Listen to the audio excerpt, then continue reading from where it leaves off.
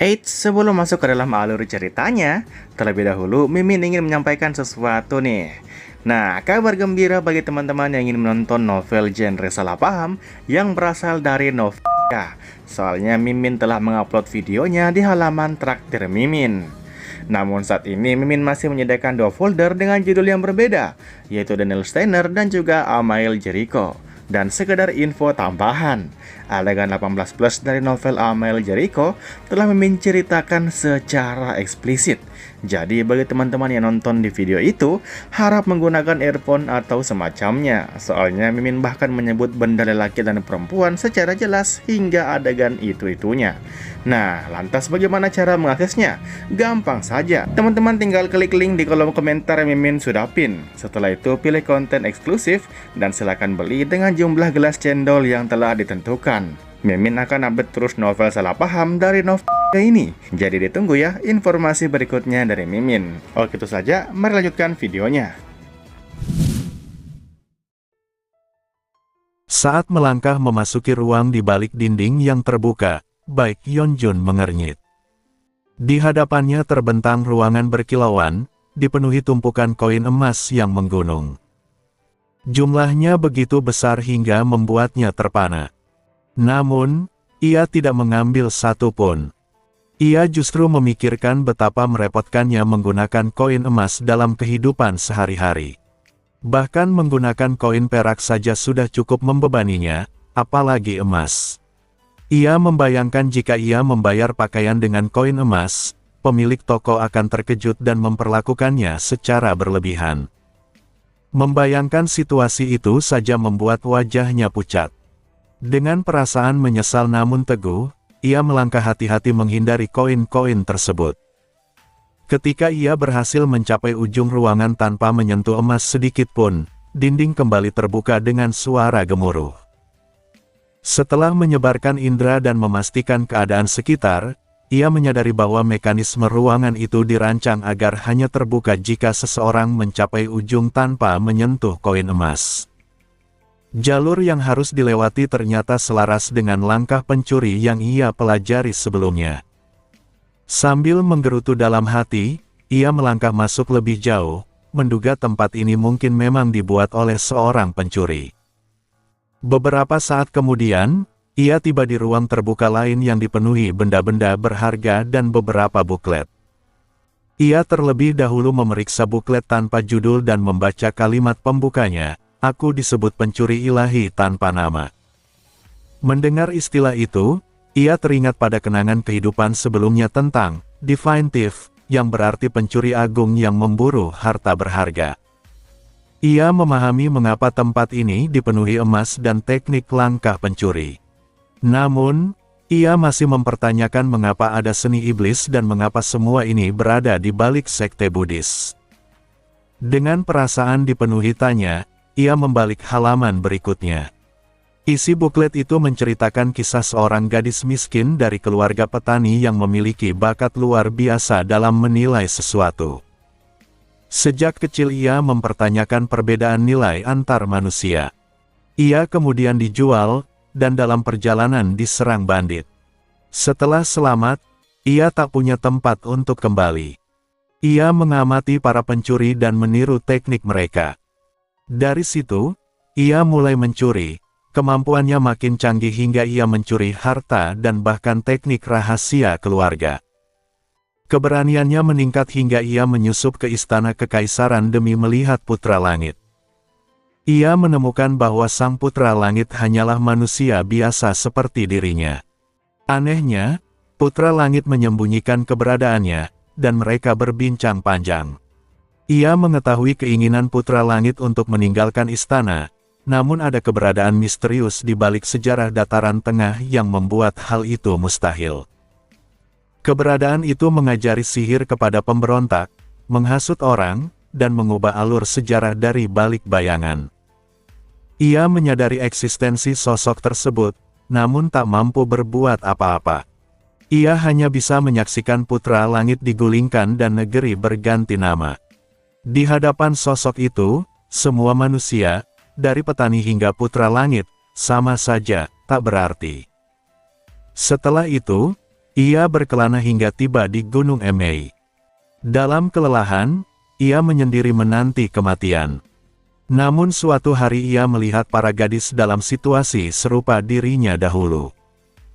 Ia mulai mencuri para gadis itu untuk menyelamatkan mereka dan mendirikan sekte Emei, memodifikasi ajaran Shaolin yang ia curi.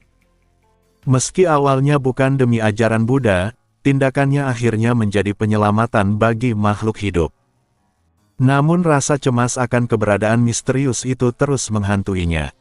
Sebelum ajalnya tiba, ia meninggalkan gua rahasia berisi peringatan tentang sosok yang disebut Langit Hitam. Setelah membaca hingga akhir, Baek Yeonjun mengernyit. Ia merasa isi buklet sulit dipercaya dan tidak ingin terlibat. Tidak ada bukti kebenarannya.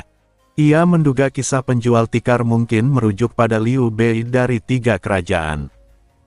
Ia menyimpulkan bahwa periode itu sudah lama berlalu, dan mungkin sosok Langit Hitam telah tiada.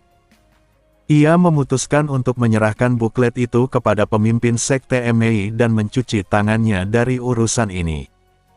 Tanpa memedulikan benda-benda berharga lain, ia keluar dari gua. Keluar terasa jauh lebih mudah. Formasi telah hancur dan boneka kayu tetap tak bergerak. Saat ia muncul di bawah sinar matahari, Divine Nunjiwa dan Suyoh yang memandangnya dengan terkejut. Ketika ditanya, ia menyatakan bahwa ia telah lulus ujian dan menyerahkan buklet tersebut. Divine Nunjiwa membacanya dengan ekspresi yang berubah serius.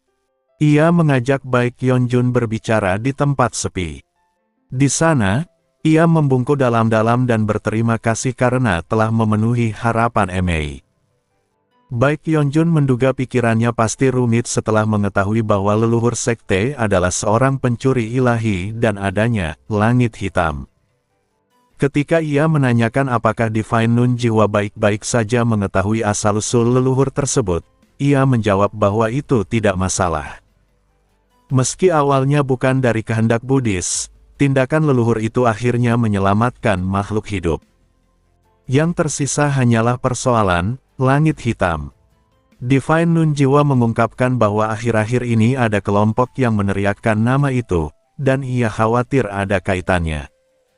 Baek Yeonjun berpura-pura tidak tahu karena tidak ingin terlibat. Kemudian Divine Nunjiwa menyerahkan buklet itu kembali kepadanya, menyatakan bahwa karena ia yang lulus ujian, kepemilikan isinya adalah miliknya. Baek Yeonjun segera mundur dengan teknik ringan dan menolak keras, menyatakan bahwa benda itu seharusnya dikelola oleh Emei. Divine Nunjiwa memandangnya dengan mata penuh kebajikan, mengira ia rendah hati, tak tergoda, dan tanpa keserakahan. Padahal, kenyataannya berbeda. Divine Nunjiwa tetap bersikeras bahwa buklet peninggalan gua rahasia itu seharusnya menjadi milik Baek Yeonjun karena dialah yang telah lulus ujian. Namun Baek Yeonjun menolak keras, berkelit setiap kali buklet itu hendak diserahkan kepadanya. Dari kejauhan pemandangan itu tampak mengesankan, tetapi dari dekat terlihat seperti pertarungan menyedihkan antara dua orang yang saling memaksa. Akhirnya Divine Nunjiwa menghela napas dan menyerah untuk sementara. Baek Yeonjun bersorak dalam hati, merasa telah memenangkan pertempuran penting. Namun kemenangan itu tak bertahan lama ketika Divine Nunjiwa mengatakan bahwa persoalan kepemilikan akan dikesampingkan dan mereka akan membicarakan hal lain. Mendengar itu, Baek Yeonjun membeku. Dalam sekejap ia mengucapkan kata-kata yang bahkan tidak ia maksudkan, bahwa jika dibutuhkan, ia siap dipanggil kapan saja, lalu segera melarikan diri. Ia menahan diri untuk tidak menggunakan teknik ringan sepenuhnya di depan orang lain demi menjaga kesopanan. Namun begitu keluar dari pandangan Divine Nunjiwa, ia mengerahkan kemampuan sepenuhnya. Sosoknya melesat seperti roket, semakin cepat berkat teknik ringan luar biasa warisan pencuri ilahi yang ia peroleh dari gua rahasia.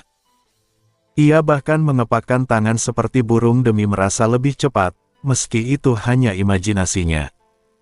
Di tengah pelariannya, ia teringat sesuatu yang membuatnya berhenti mendadak, gua rahasia yang ia buat sendiri. Ia segera berbalik arah dan melesat kembali. Setibanya di sekitar gua, ia melihat tenda reyot seperti milik pengemis di dekat pintu masuk. Di dalamnya terbaring seorang bocah pengemis yang tampak penuh luka ringan dan mengerang kesakitan. Baek Yeonjun heran, tak pernah terpikir bahwa gua buatannya sendiri bisa menjadi penyebab keadaan bocah itu. Bocah itu bernama Hong Yungae, seorang anak yatim yang sejak kecil hidup sebagai pengemis. Ia pernah bermimpi tentang sesuatu yang kini tak lagi ia ingat, namun jelas bukan untuk menjadi pengemis. Di tengah kelaparan dan wabah yang melanda dataran tengah, ia bertahan hidup dengan memohon belas kasihan dan bersaing dengan pengemis lain. Ketika para pengemis bersatu demi bertahan hidup, Hong Yungae ikut serta, mengumpulkan rumor dan bertukar informasi sebagai cara untuk tetap hidup. Suatu hari ia terseret dalam konflik dengan seorang praktisi bela diri dan hampir kehilangan nyawa. Saat itu muncul seorang pria berjubah putih, berambut putih, membawa pedang hitam. Dengan satu tebasan lembut seperti angin sepoi, pria itu menjatuhkan para praktisi yang mengancam kelompok pengemis. Sosok itu menghilang setelah tersenyum pahit. Sejak saat itu, dalam hati Hong Yungae tumbuh keinginan kuat untuk mempelajari bela diri, kekuatan agar tidak lagi diperlakukan seperti serangga. Keinginan itu membawanya ke pegunungan setelah mendengar rumor tentang gua rahasia yang bisa menjadikan seseorang ahli tak tertandingi. Dalam pelariannya dari bandit dan binatang buas, ia secara kebetulan menemukan gua yang tampak buatan manusia, dengan mutiara bercahaya terang seperti matahari. Tak bisa membaca tulisan di pintu masuk, ia tetap masuk, yakin itu gua rahasia seorang ahli. Namun jalur yang tampak lurus berubah menjadi berliku, membuatnya tersesat dan kembali ke pintu masuk tanpa sadar. Ia mencoba berulang kali, membangun tempat berteduh sederhana di dekatnya. Persediaan makanannya habis, tubuhnya penuh luka yang terinfeksi, dan ia bertahan tanpa makan minum demi menaklukkan gua itu. Di ambang kematian, ia melihat sosok yang ia kagumi, pria berjubah putih dengan pedang hitam. Sosok itu adalah Baek Yeonjun. Baek Yeonjun segera merawat Hong Yungae. Meski selalu menghindari keterlibatan, ia tak sanggup membiarkan satu-satunya pelanggan gua rahasianya mati. Ia mengobati luka-lukanya dan menyalurkan energi dalam untuk menstabilkan kondisinya. Menyadari Hong Yungae kelaparan parah, ia membuat mangkuk batu, menyalakan api sejati samadhi, dan memasak bubur yang mudah dicerna. Saat Hong Yungae sadar, Baek Yeonjun menyuruhnya makan. Bocah itu melahapnya dengan rakus dan berterima kasih dengan membungkuk canggung. Setelah minum air, ia bersujud penuh rasa syukur, memanggil Baek Yeonjun sebagai pahlawan besar. Baek Yeonjun segera menyuruhnya bangkit. Ketika Hong Yungae memperkenalkan diri, Baek Yeonjun tanpa sadar berkomentar bahwa namanya sangat seperti pengemis. Hong Yungae tertawa ringan dan mengakui bahwa ia memang pengemis sejak lahir. Ucapan itu membuat Baek Yeonjun teringat masa lalunya sendiri sebagai yatim piatu yang beruntung bisa bekerja di kedai minum. Ia menyadari keadaannya dulu jauh lebih baik daripada Hong Yungae. Dengan perasaan yang mulai melunak, Baek Yeonjun bertanya apa yang dilakukan Hong Yungae di sana, meski sebenarnya ia sudah tahu jawabannya. Hong Yungae mengaku bahwa ia terus menantang gua rahasia itu, meski tahu dirinya tak tahu diri. Ia menatap pintu masuk gua dengan penuh penyesalan, merasa sang ahli yang membuatnya pasti menertawakan kebodohannya. Melihat kesungguhan dan tatapan menyedihkan itu, Baek Yeonjun tak sanggup mengaku bahwa dialah pencipta gua tersebut. Ia memutuskan untuk membantu Hong Yungae agar bisa menaklukkan gua rahasia itu dengan caranya sendiri. Setelah mengambil keputusan, Baek Yeonjun bergerak tanpa ragu. Ia tiba-tiba menyatakan akan mengajarkan bela diri kepada Hong Yungae. Hong Yungae yang kebingungan mempertanyakan keputusan mendadak itu, tetapi Baek Yeonjun tidak merasa perlu menjelaskan panjang lebar. Dengan sifatnya yang sejak lama tidak peduli pada pandangan orang lain, ia langsung memerintahkan Hong Yungae untuk mengambil kuda-kuda. Hong Yungae bahkan tidak tahu bagaimana harus berdiri. Menghela napas, Baek Yeonjun mengetuk beberapa titik di tubuhnya dengan jari. Tubuh Hong Yungae bergerak sendiri dan membentuk posisi yang cukup layak. Baek Yeonjun puas. Ia hanya perlu membangun dasar agar Hong Yungae mampu melewati gua rahasia dan mempelajari teknik yang telah ia tinggalkan di sana. Namun saat latihan dimulai, masalah segera muncul. Hong Yungae tidak mampu meniru gerakan sederhana sekalipun. Bahkan ketika Baek Yeonjun menunjukkan contoh, ia tetap gagal. Bakatnya sangat buruk, hampir yang terburuk dari semua orang yang pernah diajari Baek Yeonjun. Ketika Baek Yeonjun menegur sudut kaki yang meleset 1/10 derajat, Hong Yungae bahkan tidak mengerti apa maksudnya. Baek Yeonjun menyadari ini akan menjadi perjuangan panjang.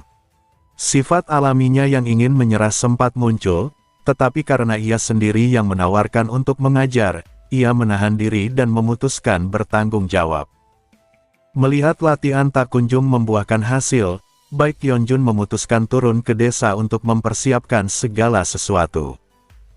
Hong Yungae khawatir gua rahasia akan ditemukan orang lain, tetapi Baek Yeonjun hanya memberi isyarat ringan.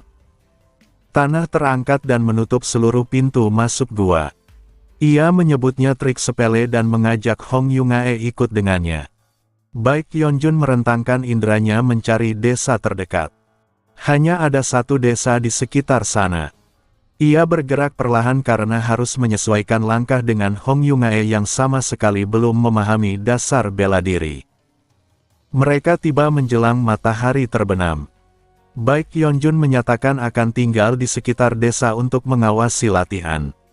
Ia beralasan bahwa latihan harus dilakukan di tempat terpencil agar tidak terganggu, meski sebenarnya itu sesuai sifatnya yang enggan berbaur. Untuk tempat tinggal, ia menebang pohon dengan tebasan tangan dan mengangkatnya menggunakan tenaga dalam. Dengan pedang Black Iron Bright Knight, ia mengukir kayu-kayu itu dalam sekejap.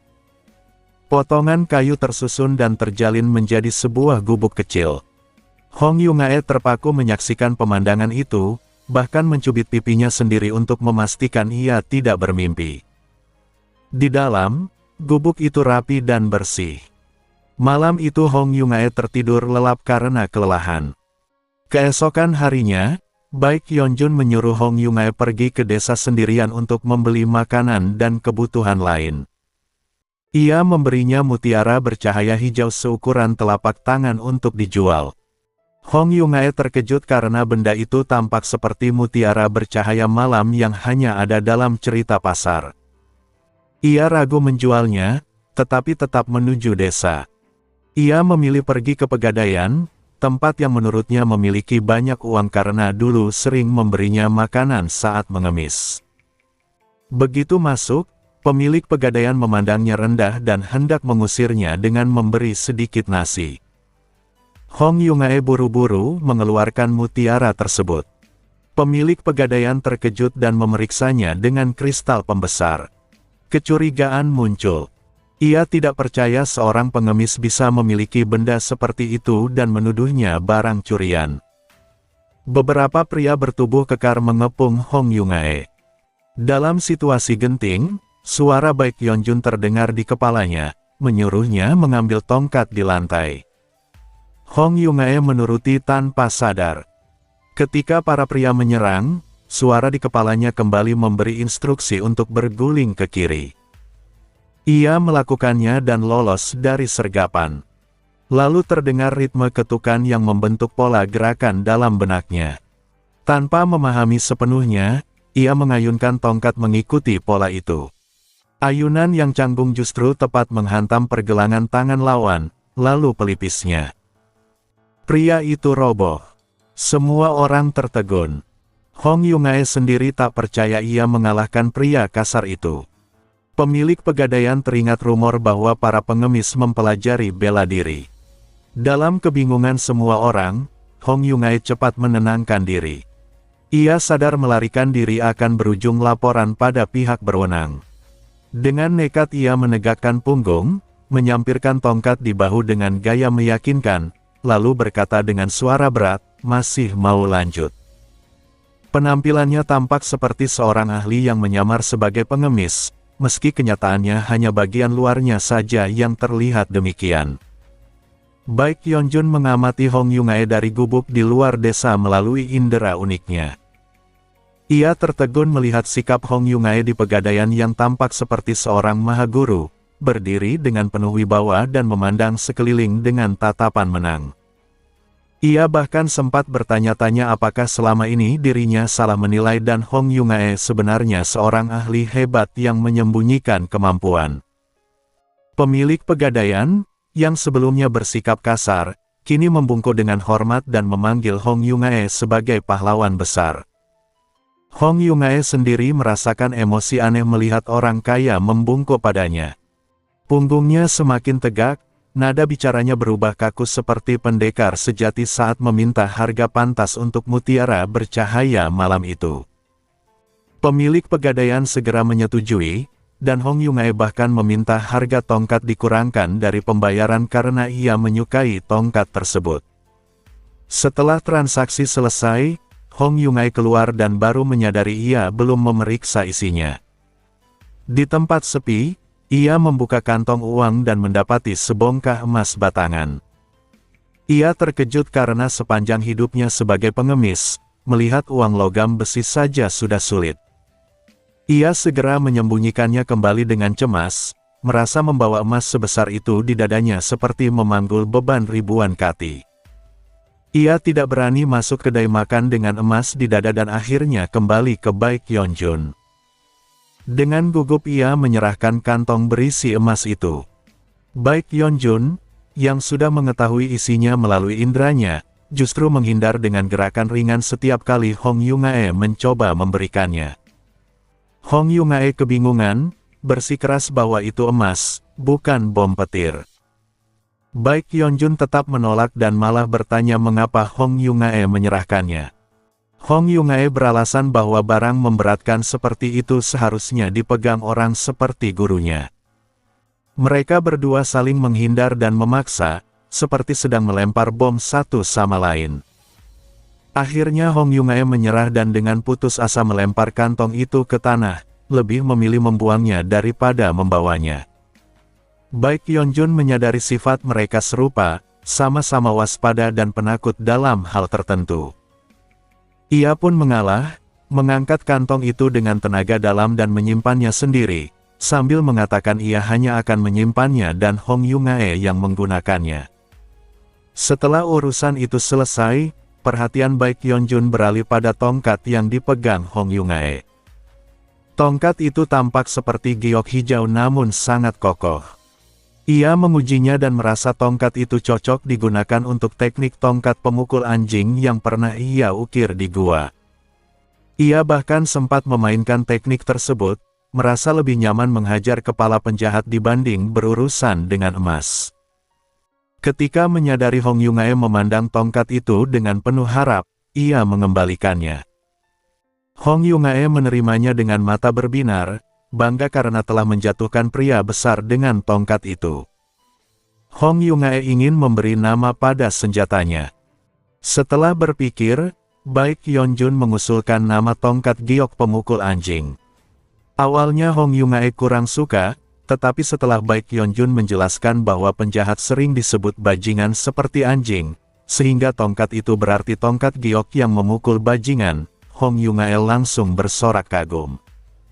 Apalagi teknik yang akan dipelajarinya adalah teknik tongkat pemukul anjing, membuat nama itu terasa sempurna. Setelah suasana puas itu berlalu, Baek Yeonjun kembali pada urusan emas. Ia menyerahkan kantong uang kepada Hong Yungae dan menyuruhnya menukarkannya menjadi pecahan yang bisa digunakan. Dengan logika berputar-putar, ia berhasil mendorong Hong Yungae kembali ke desa. Dengan mata merah waspada dan menggenggam erat tongkat giok pemukul anjing, Hong Yungae memasuki pegadaian lagi. Pemilik pegadaian terkejut melihatnya datang kembali. Hong Yungae dengan sikap serius meminta emas itu ditukarkan menjadi pecahan. Setelah diyakinkan bahwa ia tidak berniat mencari masalah, pemilik pegadaian segera menukarkannya dan menyerahkan kantong baru. Hong Yungae menerimanya tanpa memeriksa, berpura-pura percaya. Sebelum pergi, ia teringat tongkatnya dan bertanya apakah pemilik pegadaian tahu asal-usulnya. Setelah ragu-ragu, pemilik pegadaian berbisik bahwa ada rumor tongkat itu mungkin adalah tongkat Buddha giok hijau, benda suci yang hilang dari Shaolin. Mendengar itu, ketenangan Hong Yungae hampir runtuh. Ia pernah mendengar rumor hilangnya benda suci tersebut.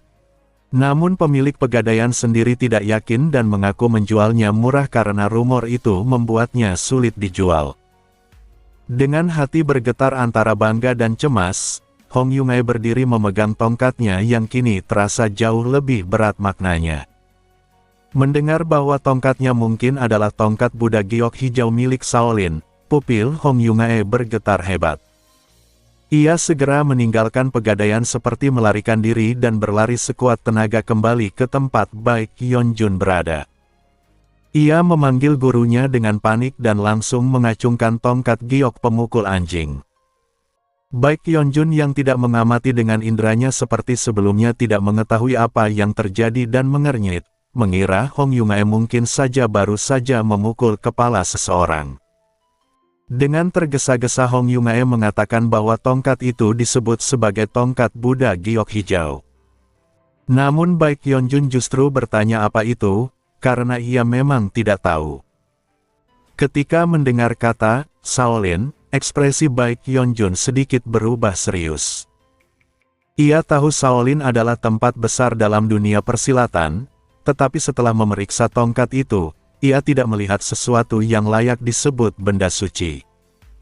Baginya, jika benar benda suci, seharusnya minimal memancarkan cahaya. Ia pun menenangkan diri dan mempertanyakan kebenaran rumor tersebut. Hong Yungae mengakui bahwa itu hanya rumor. Baek Yeonjun menekankan bahwa tidak masuk akal benda suci Shaolin yang hilang justru tergeletak di pegadaian desa pegunungan kecil. Perlahan Hong Yungae menjadi tenang dan menyadari masuk akalnya perkataan itu. Baek Yeonjun menasihatinya agar tidak mudah percaya rumor dan berpikir dengan kepala dingin. Merasa telah menunjukkan wibawa seorang guru, Baek Yeonjun memutuskan memulai latihan bela diri lebih cepat. Hong Yungae, yang tampaknya menjadi lebih percaya diri setelah berhasil menjatuhkan pria dewasa beberapa hari lalu, menyambutnya dengan semangat. Beberapa hari berlalu sejak latihan dimulai.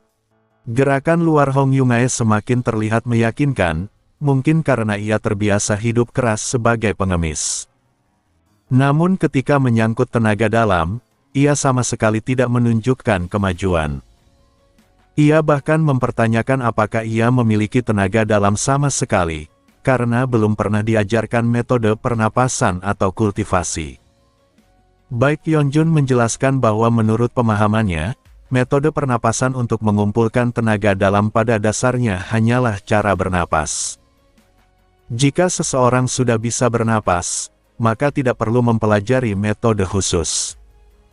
Baginya, masalah benturan tenaga dalam yang berbeda sifat terjadi karena manusia mengubah energi alam secara artifisial.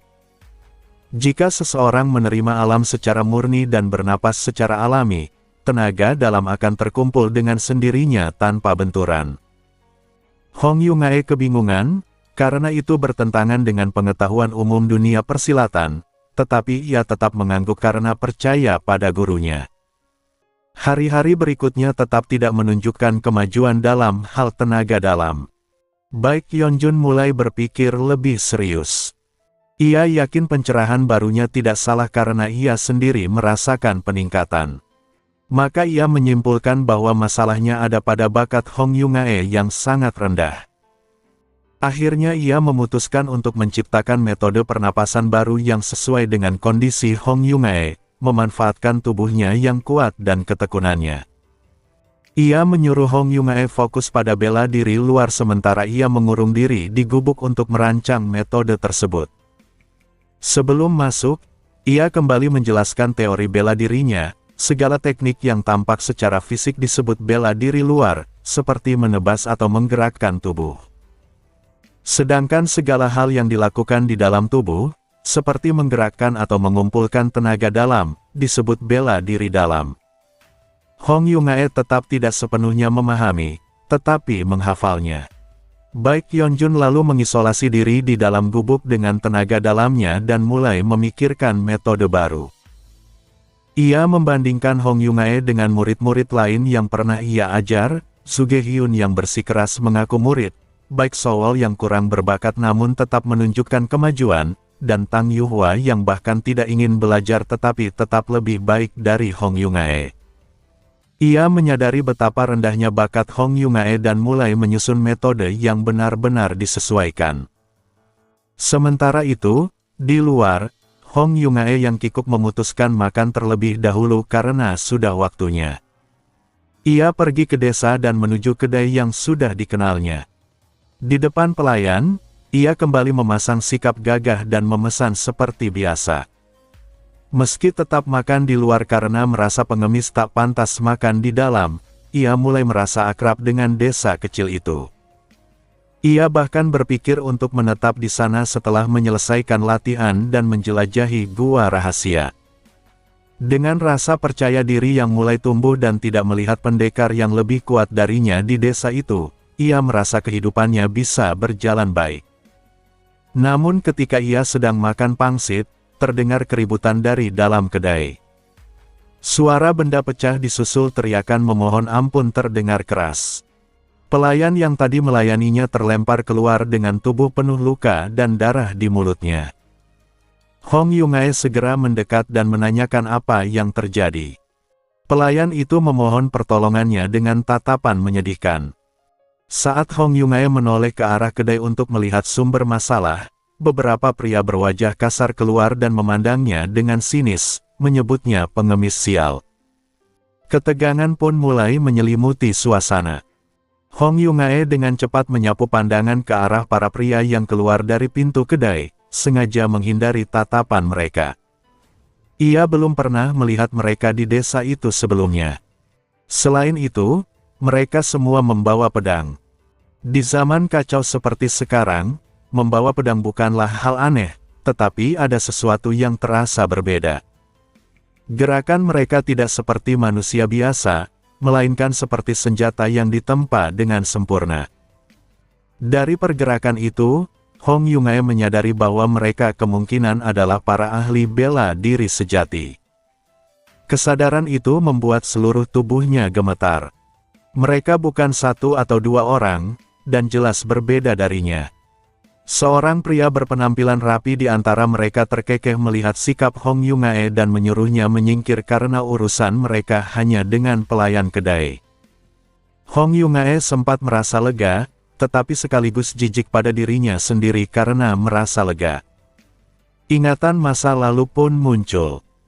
Dulu, ketika kelompok pengemisnya ditekan para ahli bela diri, seorang pengemis tua yang gemar membual pernah berdiri di depan mereka. Pengemis tua itu selalu mengaku pernah menjadi ahli militer hebat. Saat ia benar-benar menghadang para ahli bela diri, Hong Yungae sempat berharap ia benar-benar kuat. Namun kenyataan menghancurkan harapan itu.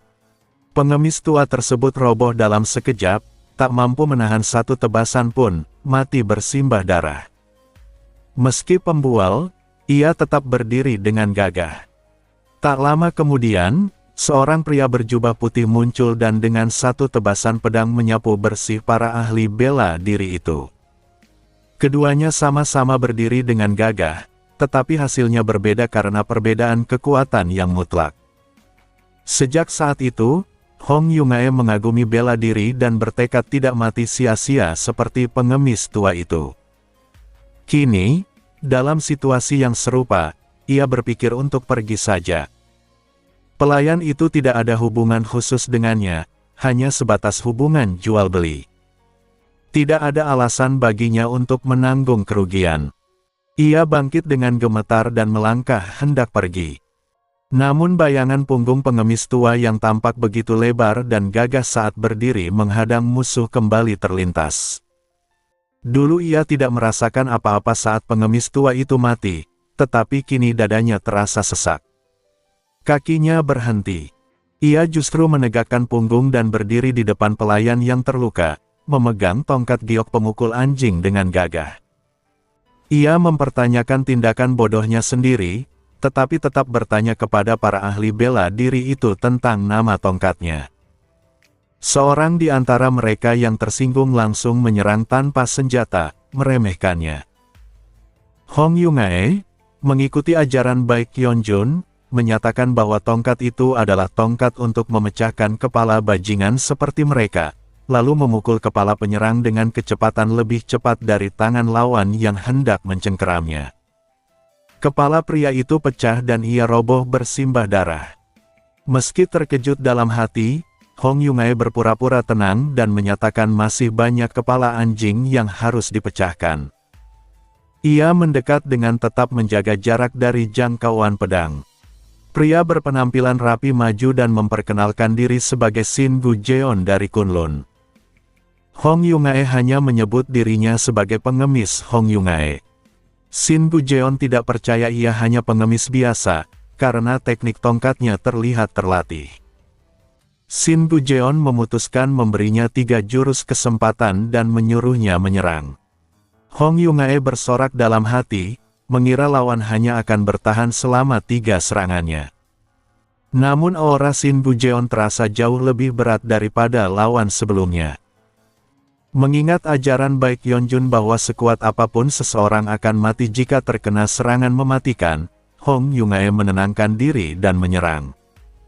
Ia mengawali dengan tipuan, menusukkan tongkat ke dada untuk memancing tangkisan, lalu berusaha mengubah arah serangan ke kepala. Namun pedang Shin Gu-jeon bergerak secepat kilat dan menahan semua serangannya. Hong Yungae mengubah arah berkali-kali, menargetkan bahu dan titik vital lain, tetapi selalu diblokir selangkah lebih cepat. Keringat mengucur di hatinya, namun ia menyadari bahwa dibandingkan gurunya, lawan ini masih terasa lebih lemah. 3 jurus pun berlalu. Shin Gu-jeon langsung menusukkan pedang lurus ke wajahnya. Hong Yungae berguling di tanah untuk menghindar. Shin Gu-jeon mencela tindakannya sebagai tidak bermartabat, membandingkannya dengan pendekar berjubah putih yang dulu tidak berguling bahkan saat tertusuk pedang. Hong Yungae berteriak bahwa dalam situasi hidup dan mati tidak ada waktu memikirkan kehormatan, sambil terus berguling menghindari serangan. Mengikuti ajaran gurunya, ia meraih segenggam tanah dan melemparkannya ke wajah lawan. Tanah itu mengenai mata Shin Gu-jeon dan menciptakan celah kecil. Hong Yungae segera memukul ulu hati lawan dengan tongkatnya dan merasakan pukulan itu masuk mengenai daging. Ia terus menyerang tanpa lengah. Shin Gu-jeon mundur sambil mengerang, wajahnya kini kotor dan tidak lagi rapi. Hong Yungae mengejeknya dan terus melontarkan kata-kata untuk mengacaukan mental lawan, sebagaimana diajarkan gurunya. Harapan untuk menang mulai tumbuh di hatinya. Namun Shin Gu-jeon yang marah berubah sepenuhnya, memancarkan aura ganas dan menyatakan akan membuka gerbang pembunuhan. Melihat perubahan itu, harapan Hong Yungae kembali menyusut dengan cepat. Hong Yungae berguling-guling di tanah dengan gila-gilaan, menghindari tebasan pedang yang terus mengarah padanya. Para ahli bela diri di sekitar menertawakannya, mengejek bahwa gerakannya seperti keledai malas yang berguling atau tikus yang berusaha memperpanjang hidupnya dengan cara menyedihkan. Namun ejekan itu sama sekali tidak masuk ke telinganya. Tubuhnya sudah dipenuhi luka sayatan. Darah mengalir deras, membuat pandangannya kabur dan tubuhnya kehilangan kehangatan. Meski tidak ada luka fatal, tetap saja ia berada di ambang kematian. Shin Gu-jeon sebenarnya bisa saja langsung membunuhnya, tetapi karena khawatir pada sesuatu di balik layar, ia hanya terus menekan tanpa benar-benar menebas dengan sisi tajam pedang. Hong Yungae menyadari hal itu. Namun ketika ditanya apakah ia akan mundur jika mereka juga mundur, Shin Gu-jeon tetap bersikeras bahwa urusan mereka adalah dengan pelayan. Mendengar itu, Hong Yungae justru menertawakannya dan menyatakan tidak bisa mundur karena mereka bersikap seperti anjing. Shin Gu-jeon yang tersulut amarah menebaskan pedangnya dengan kekuatan berbeda dari sebelumnya. Anehnya, kali ini Hong Yungae merasa ia bisa melihat jalur pedang itu dengan jelas. Dengan tangan gemetar ia mengangkat tongkat giok pemukul anjing dan berhasil menangkisnya. Benturan itu luar biasa kuat, membuat lengannya seperti dihantam kuda perang dan hampir terpelintir. Tubuhnya gemetar dan kehilangan tenaga, tetapi ia tetap memaksa diri berdiri tegak. Shin Gu-jeon mengakui kegigihannya, namun tetap menyatakan bahwa tugas sekte adalah tugas sekte. Ia kembali menebaskan pedang di jalur yang sama. Hong Yungae bisa melihat jalurnya lagi, tetapi tubuhnya tidak mampu mengikuti keinginannya. Saat ia menyadari dirinya akan mati, terdengar suara tebasan ringan dan pedang Shin Gu-jeon terbelah dua. Seorang pria berjubah putih berdiri di antara mereka. Jubah putihnya berkibar lembut, dan ia menatap Shin Gu-jeon tanpa memegang pedang di tangannya. Shin Gu-jeon berkeringat dingin. Ia tidak merasakan kapan pria itu datang atau mengayunkan pedang. Namun pedangnya telah terbelah bersih. Ia segera memberi salam hormat dan bertanya siapa identitasnya. Pria berjubah putih itu tidak menjawab pertanyaan tersebut, hanya mengatakan bahwa jika Shin Gu-jeon tadi menggunakan sisi tajam pedangnya, yang terbelah bukanlah pedang, melainkan dirinya.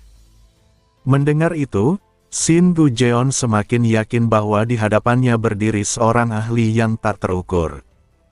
Ia memutuskan mundur. Ketika salah satu rekannya yang tidak peka mengejek pria berjubah putih, Shin Gu-jeon langsung menghantamnya hingga roboh dan memarahi agar diam. Ia kemudian meminta maaf dan segera membawa rekannya pergi, diikuti para ahli bela diri lain dengan wajah bingung.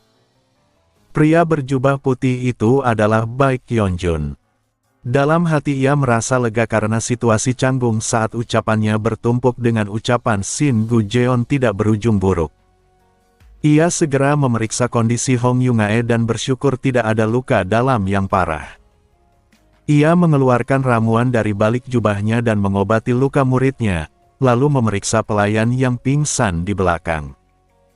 Saat memeriksa lebih dekat, ia terkejut menyadari bahwa pelayan itu sebenarnya seorang gadis yang menyamar sebagai laki-laki. Ia teringat pengetahuan umum tentang kedai dan posisi pelayan yang biasanya diisi laki-laki karena kondisi sosial. Kesimpulannya jelas, gadis itu menyamar sebagai pria. Ia mengobati lukanya dan kemudian membawa Hong Yungae serta pelayan itu kembali ke gubuk. Sesampainya di sana, ia membaringkan keduanya.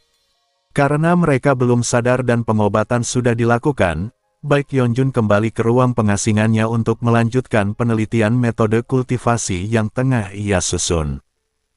Beberapa waktu kemudian, Hong Yungae terbangun lebih dulu. Ia mengingat momen hampir tertusuk pedang dan segera melihat sekeliling, menyadari ia berada di gubuk. Ia menebak gurunya yang menyelamatkannya.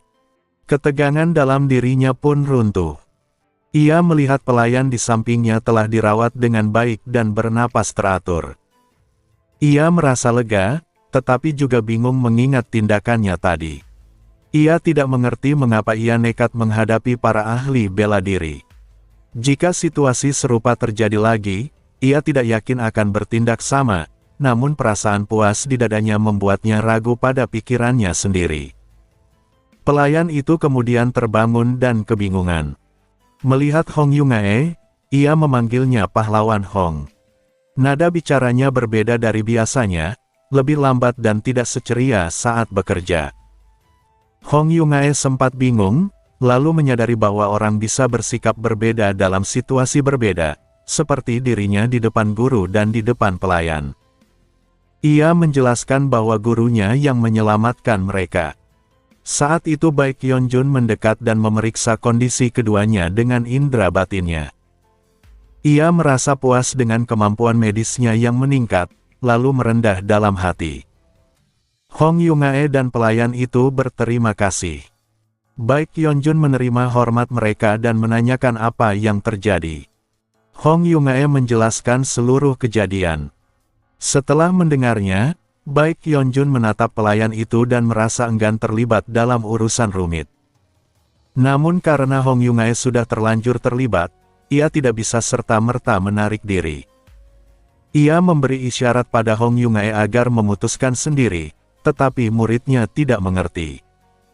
Akhirnya ia menjelaskan langsung bahwa Hong Yungae boleh memilih mundur atau bertanya pada pelayan dan ikut terlibat lebih jauh. Hong Yungae ragu sejenak, lalu menoleh pada pelayan yang tampak menatap mereka dengan tatapan bimbang dan menyedihkan. Dadanya terasa aneh, dan ia buru-buru menepis perasaan itu, tidak menyadari bahwa pelayan tersebut sebenarnya perempuan. Baik Yeonjun, yang menyadari hal itu, sengaja tidak memberitahu dan justru merasa situasinya menarik. Ia memilih diam dan menonton perkembangan selanjutnya dengan penuh minat. Saat Baik Yeonjun memandangi Hong Yungae dan pelayan itu dengan ekspresi puas, pelayan tersebut ragu-ragu lalu membuka suara. Ia mengatakan tidak tahu apakah ada hubungannya dengan orang-orang yang datang tadi, tetapi ia sedang mencari seseorang, keluarganya yang tercerai-berai. Hong Yungae mengerang pelan karena merasa urusannya ternyata lebih berat dari dugaan. Ia melirik gurunya secara diam-diam dan melihat Baik Yeonjun tetap tenang, membuatnya kagum. Namun di balik ketenangan itu, Baik Yeonjun justru ingin segera pulang. Mendengar kisah serius yang tiba-tiba muncul, ia merasa sangat ingin kabur dan kembali menyendiri. Meski batinnya bergejolak, wajahnya tetap datar. Pelayan itu justru semakin terkesan oleh ketenangannya dan mulai berharap ia bisa membantu. Dengan tekad bulat, pelayan itu mengungkapkan bahwa ia sedang mencari jejak anggota keluarga klan Baik yang tercerai-berai. Mendengar itu, hati Baik Yeonjun terhenyak. Ia juga bermarga baik, tetapi tidak tahu soal klan mana yang dimaksud. Pikirannya menjadi rumit, bahkan sempat mencurigai apakah gadis itu memiliki niat buruk terhadap keluarga Baik. Namun tanpa kesimpulan pasti, ia memutuskan berbicara terus terang dan memperkenalkan namanya sebagai Baik Yeonjun. Pelayan itu terkejut dan menanyakan apakah ia memiliki hubungan dengan klan Baik. Ia menjawab tidak ada. Namun ia menyebut mengenal seorang anak bermarga Baik bernama Baik Sowol. Mendengar nama itu, ekspresi pelayan berubah campur aduk, sedih, khawatir, rindu, hingga akhirnya ia menangis lega karena mengetahui Sowol masih hidup. Kewaspadaan Baik Yeonjun sedikit melunak. Ia menanyakan hubungan pelayan itu dengan Sowol. Setelah ragu, pelayan itu mengaku bernama Baik Hwaryong dan merupakan kerabat Sowol. Namun sikapnya yang kembali ragu membuat Baik Yeonjun kesal dan curiga. Ia bahkan sempat berpikir apakah gadis itu sebenarnya pembunuh yang berpura-pura.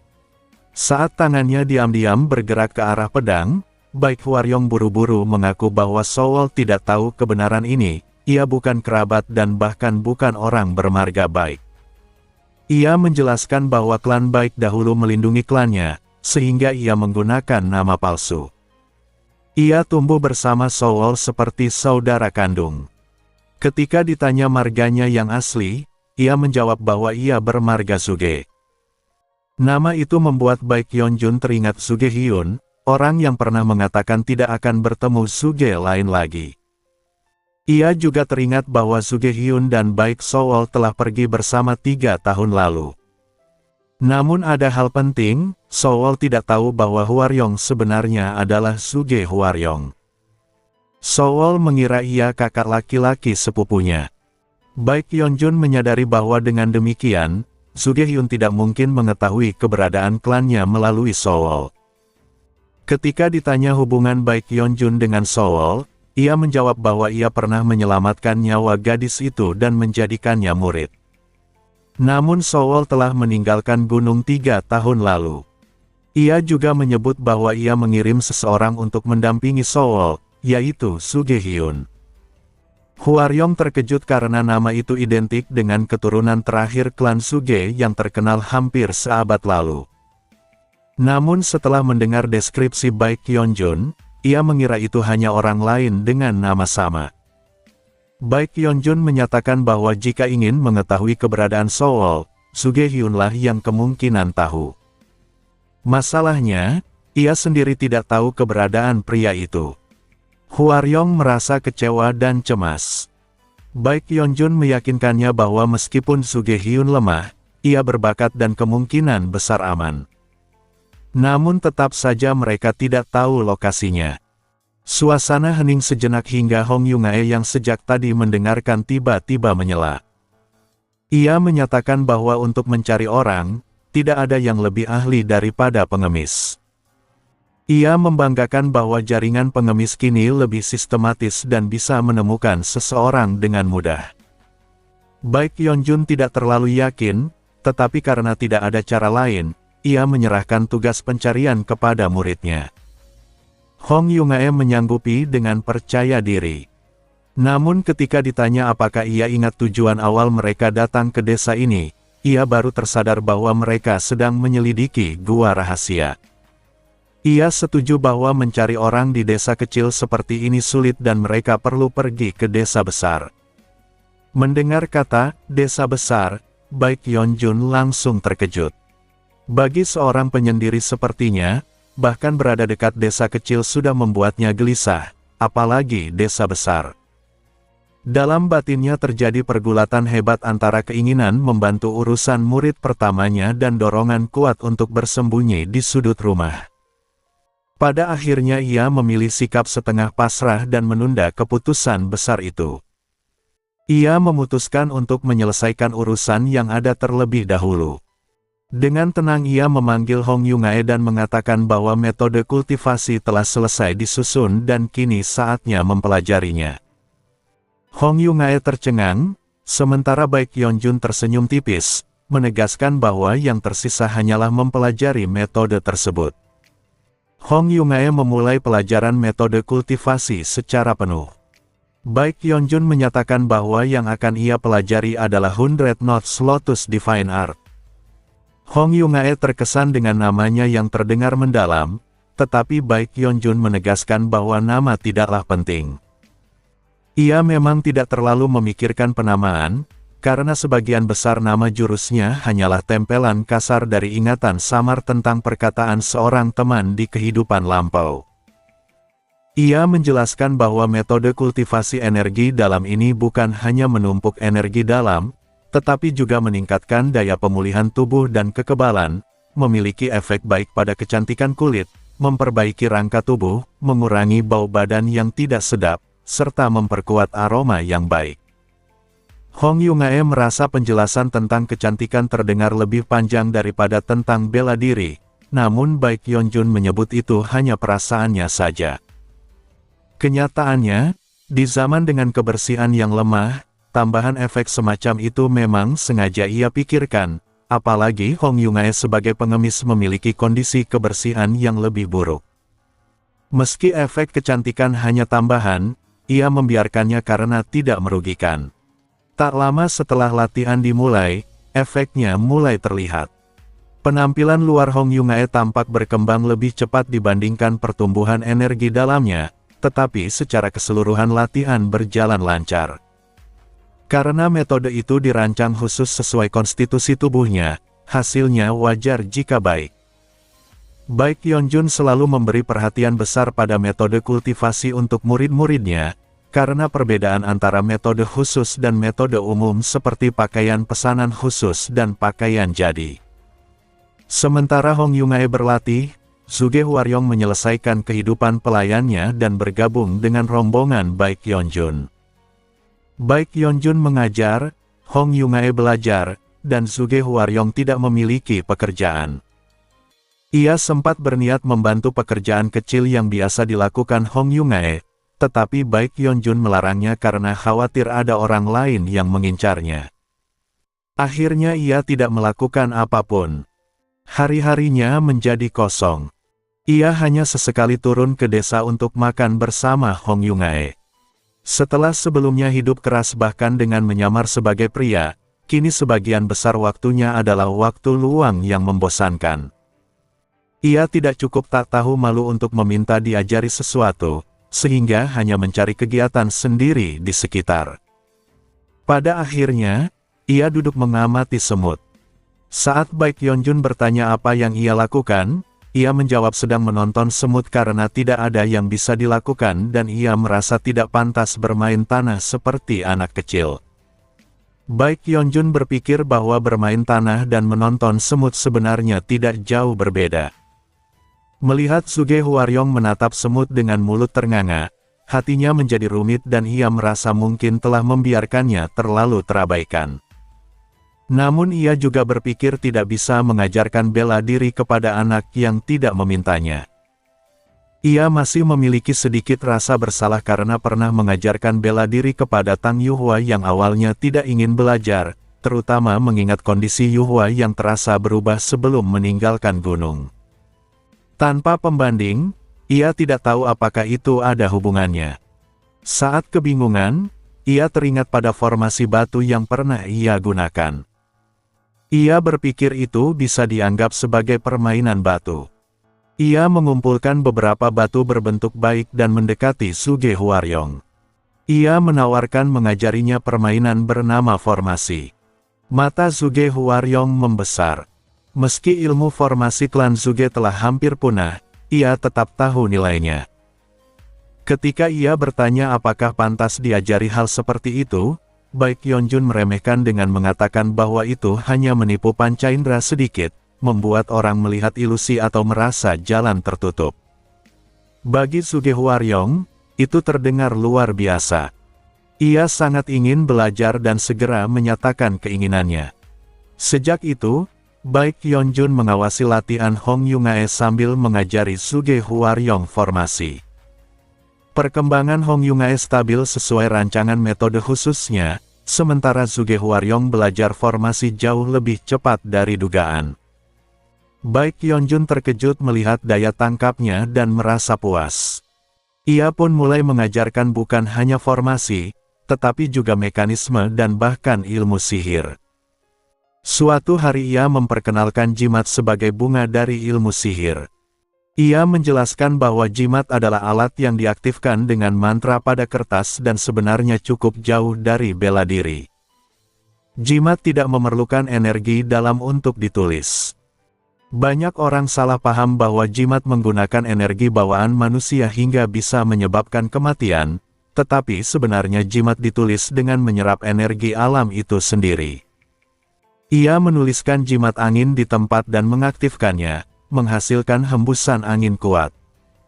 Setelah energi alaminya habis, kertas itu hanya menjadi kertas biasa dan ia membakarnya dengan api sejati samadhi yang muncul putih di tangannya. Suge Hwaryong justru lebih takjub pada api putih itu. Baek Yeonjun menjelaskan bahwa semakin kuat energi alami di tempat penulisan, semakin besar efek jimatnya. Ia menunjukkan jimat api yang ditulis di depan api besar dan jimat pelarian air yang ditulis di tempat hampir menyentuh air. Saat diaktifkan, api menyala hebat dan kemudian air seperti air terjun memadamkannya. Ia menjelaskan cara mengaktifkan jimat dengan energi dalam menyentuh pusat energi di dalamnya, dengan membakar sudut kiri sebagai sumbu, atau dengan merobeknya di tengah. Ia juga menjelaskan cara penyimpanan dan berbagai kehati-hatian. Hong Yungae, yang baru menyelesaikan latihan energi dalam, menyaksikan dengan wajah kosong seperti murid yang tak memahami pelajaran klasik. Baginya, jimat tampak seperti sihir murni. Ia bisa memahami formasi, tetapi sulit menerima bahwa seseorang tanpa energi dalam bisa menciptakan fenomena hanya dengan kertas. Suge Hwaryong justru memahami dengan baik dan bahkan mengusulkan nama, energi alam, untuk energi bawaan tersebut. Baek Yeonjun menyetujuinya. Percakapan mereka terasa seperti diskusi santai minum teh, sementara Hong Yungae diam-diam merasa putus asa karena merasa pelajaran itu awalnya untuknya. Ia menggerakkan energi dalam di tubuhnya, merasakan kekuatan yang dulu tak pernah ia kenal. Namun di mata Baek Yeonjun, ia masih berada pada tingkat kelas 3 atau lebih rendah. Hari-hari pun berlalu dengan Hong Yungae mempelajari metode kultivasi, teknik gerak, dan dasar tongkat pemukul anjing, sesekali merasa kecil hati. Akhirnya, setelah semua yang perlu dipelajari selesai, Baek Yeonjun menyatakan bahwa hari itu ia akan memasuki gua rahasia. Hari yang dinanti pun tiba. Rombongan Baek Yeonjun tiba di depan gua rahasia. Saat ia melambaikan tangan, pintu masuk yang tersembunyi pun terbuka. Hong Yungae menatapnya dengan mata penuh emosi. Ia merasa telah menempuh perjalanan panjang sejak bertemu Baek Yeonjun, mempelajari bela diri dan mengumpulkan energi dalam.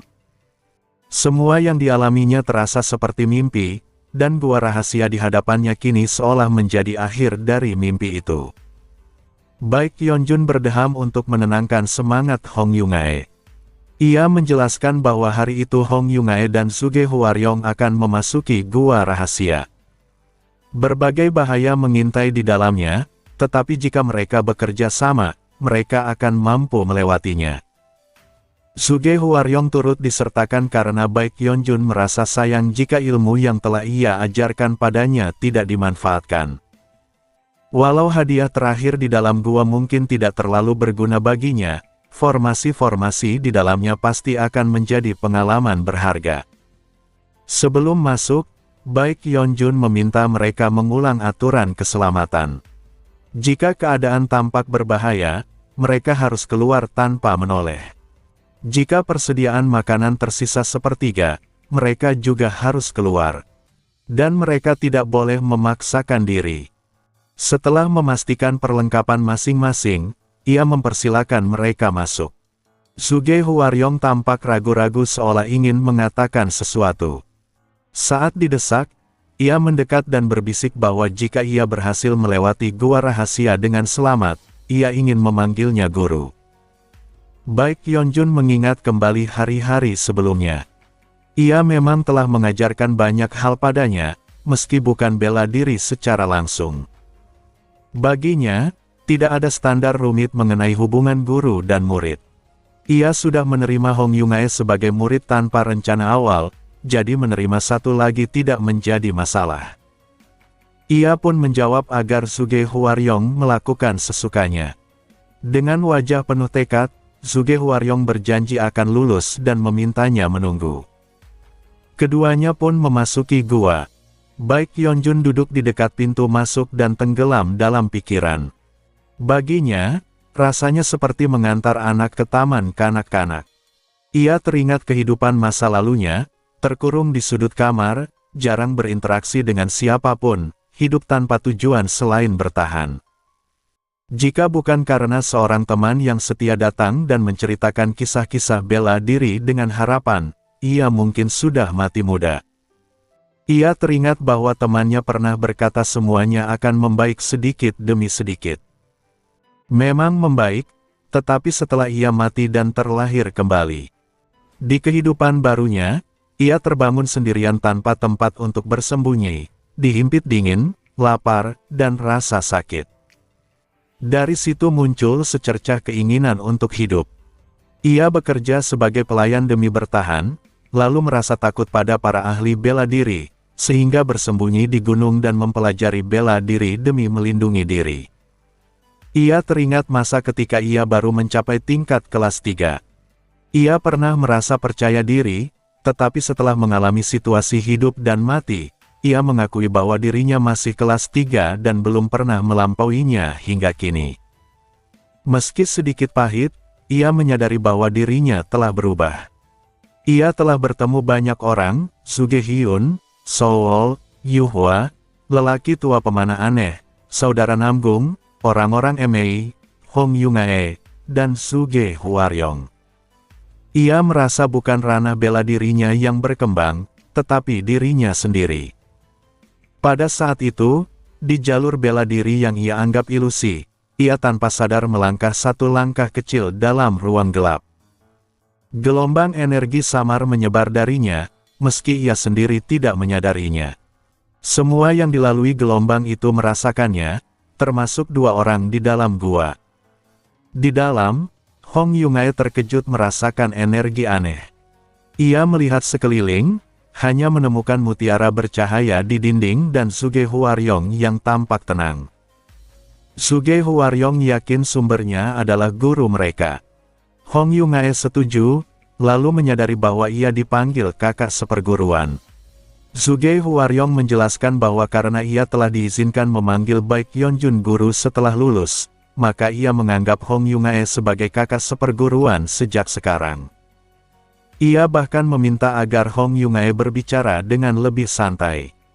Hong Yungae merasa dadanya bergetar aneh dan wajahnya memerah, tetapi ia mengabaikan perasaan itu dan memimpin dengan teknik geraknya.